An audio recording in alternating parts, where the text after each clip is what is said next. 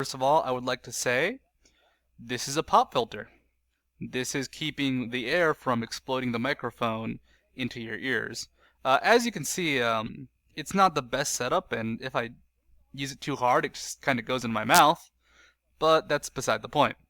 So I would like to thank you guys if you did not watch yesterday's video, which was a short.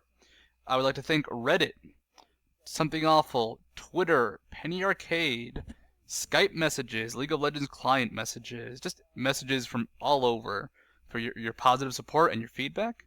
I'm kind of sick right now, so I can't put a lot of changes in because I've been sleeping and blowing my nose. Yeah.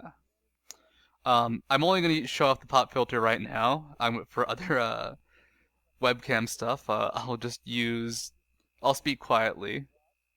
I just love how this looks. I'm just staring at myself right now like this is ridiculous. Also, I'm sick, so that's why my hair looks awesome. Look at that. Look at that hair just right straight up.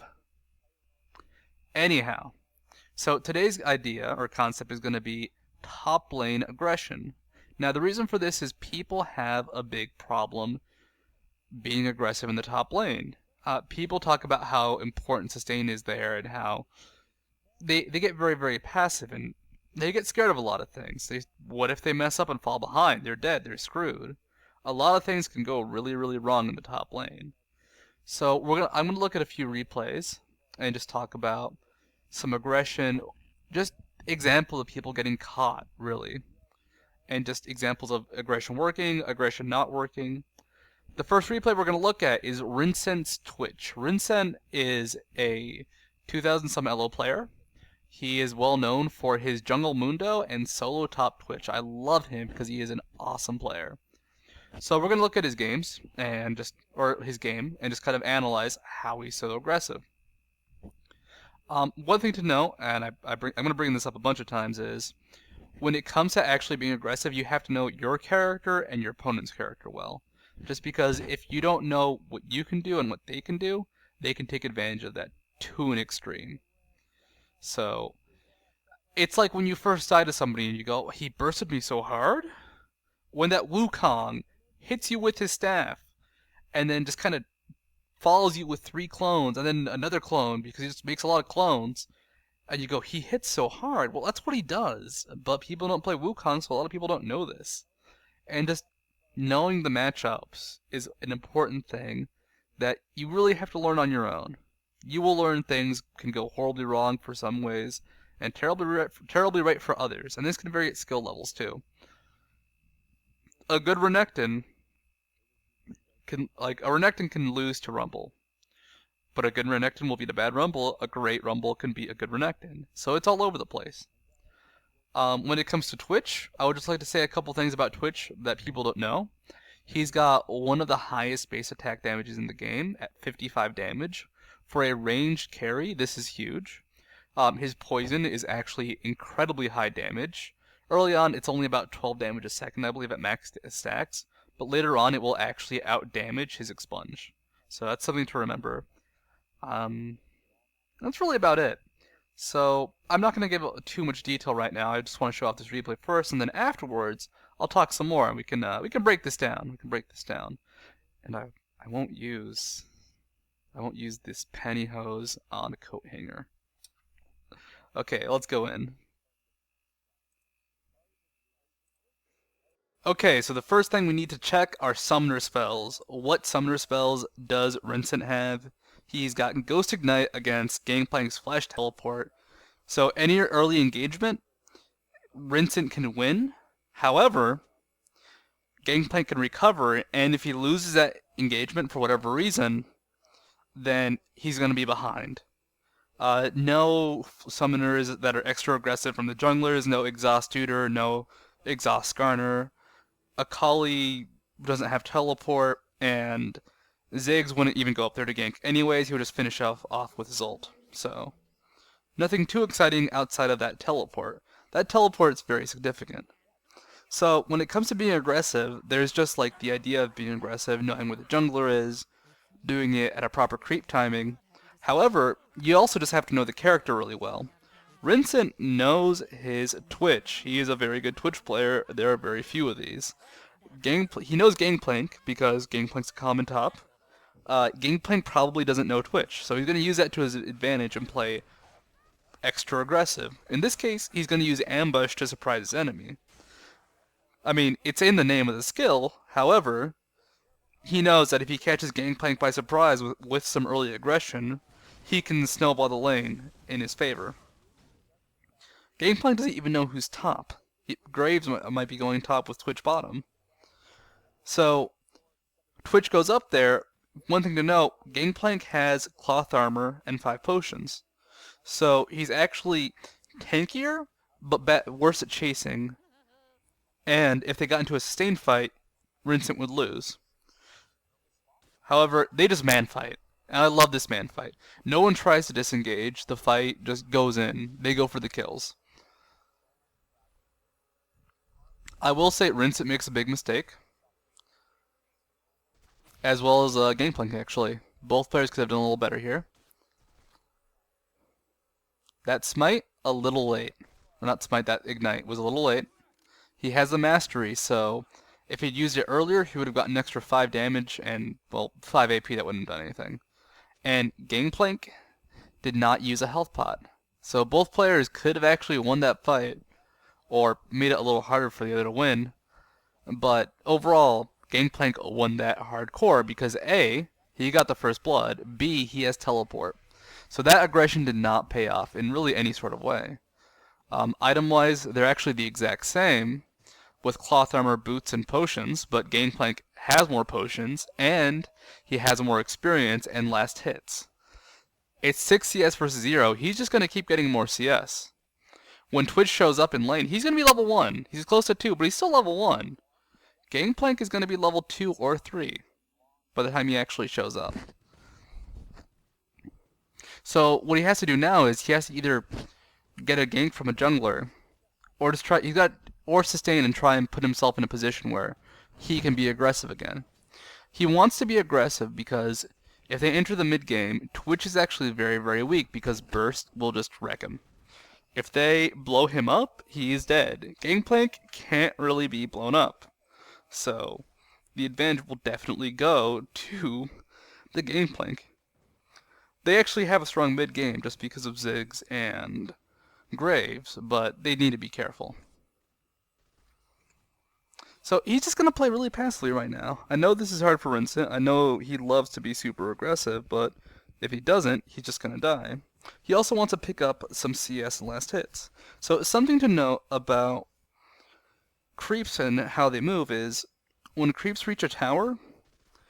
So first of all, when creeps are pushing into a tower, whichever wave is pushing is going to get more experience because more creeps are dying from the other team. So once you reach the tower, this balances out. So killing these creeps at the tower will balance out experience, GP, and Twitch level 4, and he would actually get more experience if the wave kept pushing. However, they just go for a kill. Gangplank with the best orange timing I've ever seen, getting both Skarner slow and Twitch's slow off at the same time. So here they go for some more aggression, but they make a key mistake. They don't know where Udyr is. Lepak, a great player, but they did not factor this in. Also, I'm fairly sure Twitch actually could have just killed Gangplank without the intervention of Lepaka. And Rincent also makes a really big mistake. He went for that slow instead of trying to get himself out. He tried to save Lepaka, but Lepaka was stunned under the tower. He was going to die no matter what. And instead he paid for that by giving another kill to Udyr. However, something to note about top lane is if you've ever been a jungler in gank top, and the top lane still complains about being behind, it's because they might still be behind. That Gangplank didn't get an assist for that exchange. So the favor is actually now pretty equal. Twitch has a Doran's Blade. He's behind by about 12 CS, but he has a kill up on Gangplank. So what's going to happen now is he can be aggressive again. Gangplank has a Philosopher's Stone. So if he goes for a straight up kill, Gangplank doesn't actually have an answer. He's got very little additional damage. People kind of assume that the top lane is nothing but sustain. However, if you don't go for a sustain fight, you just go for a kill, sustain doesn't really matter. So you've got some extra lifesteal. However, if they survive the kill and are able to heal back up and you have no sustain yourself, then there's a problem. But Gangplank doesn't have a whole lot of sustain. He has very basic amounts, and Twitch can just go for that kill. Sustain, you always want to think of sustain as something that you try and take advantage of. If you have sustain, you actually want to pressure so that way you will heal yourself back up and your enemy won't. If you both have sustain and you can't really damage each other, just farm. No, you're going to have a boring lane and nobody's going to care until junglers come in or you guys lead your lanes to gank. So Twitch goes for a kill. I like this because he just has that advantage. He has the extra AD from the Doran's Blade. He has that high DPS from the poison. And he's just able to take advantage of his Ignite too. The Gangplank is able to recover from this because he still has Teleport. And if Vincent stays around, he's dead no matter what. That GP can just kill him so easily. Also, something to note about the skill build is he did not get his ult. There are very few characters you do this with. Sion, sometimes. Tarek used to not get his ult. And the reason you would do this is because it doesn't matter enough. This is just him knowing the character well enough to realize that he doesn't need that ult. And I just love these little acts of aggression. Gangplank is so scared of Twitch at this point that he just uses Raise Morale, even though he doesn't have a lot of mana and that has a decent cooldown, just to run away quickly. Gangplank actually has a ton of CS on Twitch, 25 CS, but kills are worth more. The 2 kills he has are worth more than that. And just look at this high aggression. It's catching Gangplank by surprise.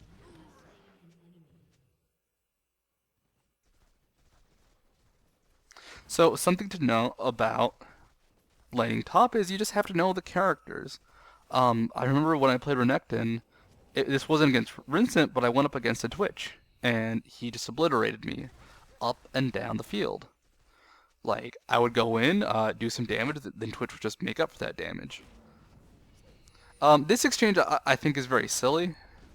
It really doesn't end in Vincent's favor. I think when he ported back, he should have gone back to the tower. Vincent does have a bad habit of not really covering his entrances. He never has vision on Udyr when he goes for this aggression.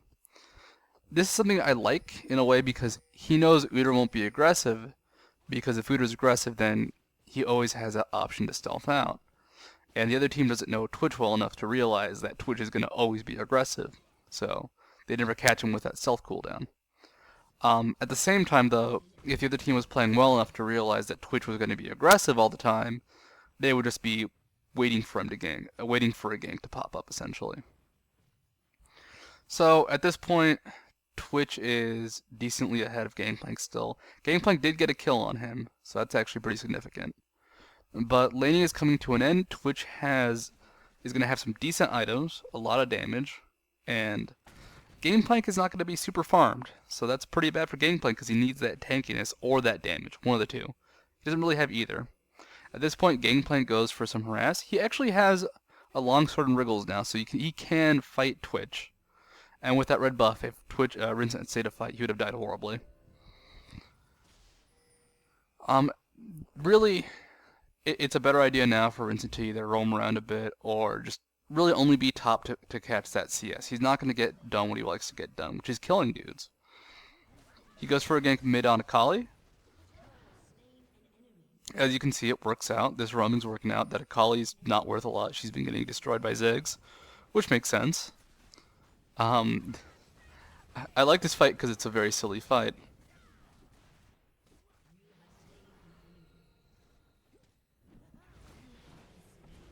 There's not a whole lot to say about it. Pretty much both teams took advantage of what they could. Udyr got that kill on Twitch. Twitch got the kill on Gangplank. Nothing too exciting. I will criticize Rinsen of one thing is he's going to go back top, but he's going back top and the creeps are already pushing out. He didn't catch that creep wave. The creeps had gone to the tower, died, and pushed back out, and he hadn't accomplished anything. At this point, he could also do a few more things. He could go and try and invade the jungle and steal a jungle. Kill a dude. This replay is coming to an end. That was all the landing of the game, and let's move on to the next replay.